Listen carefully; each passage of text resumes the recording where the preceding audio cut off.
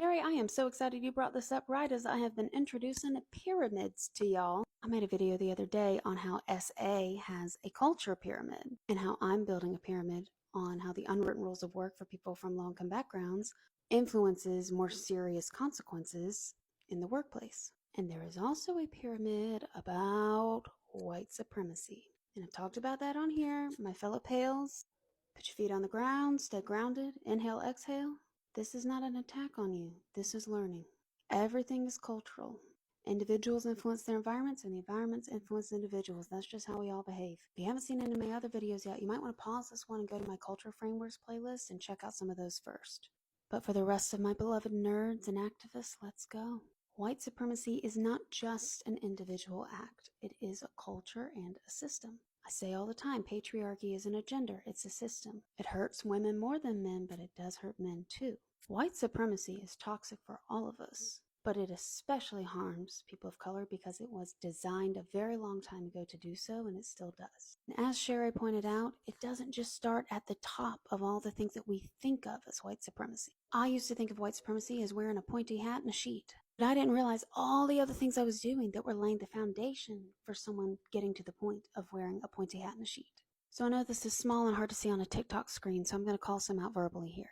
I've talked about the white supremacy culture facets, and I've talked about ways it's helped me and ways that it's been criticized or overgeneralized. One of those that I talked about most recently is the right to comfort for people in power, or the fear of conflict, and how people just shut down conversations when you bring a problem to them and criticize you more for bringing up an issue and how you brought it up than ever attacking the issue.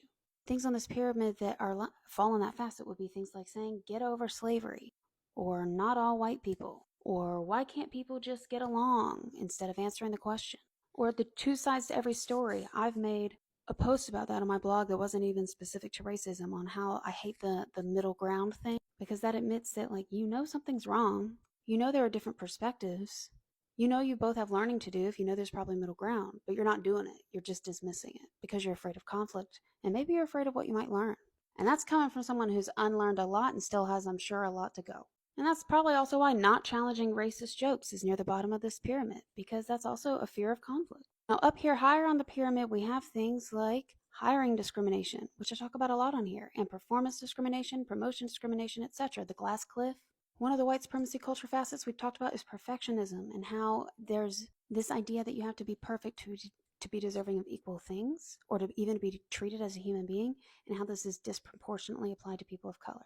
In my study on the unwritten rules, a lot of my respondents brought up that they were either expected to be perfect more, that they had to do additional labor, that's one of the unwritten rules. And even some of the white folks in my study, usually the white men, brought up that other people were held to a higher standard of perfection and couldn't make mistakes the same as they could. Not all of them, and they weren't saying that it was a walk in a park, but they saw a difference, and that's part of hiring discrimination and other workplace forms of discrimination.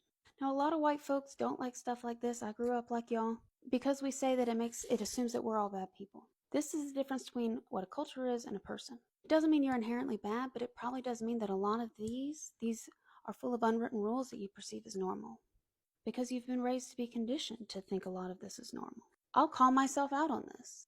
Right here, it talks about racial profiling. I'm assuming that's referring to the police. I grew up knowing that there seemed to be a lot of black people being arrested and convicted, and I didn't question why until I was much older. Guilty, right here. Not pointing fingers at anybody but myself.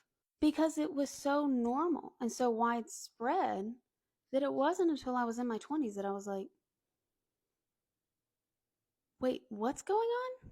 So while pyramids like this can be overwhelming and disheartening, because clearly it's about a terrible thing, I also see it as a way forward. And I don't know if y'all can read the small print up here, but it says that in a pyramid, every brick depends on the ones below it for support.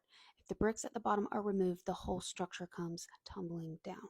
And that, my friends, is why I'm so passionate about unwritten rules. We've got to get to the base of these pyramids. They're toxic for us all, but some far more than others.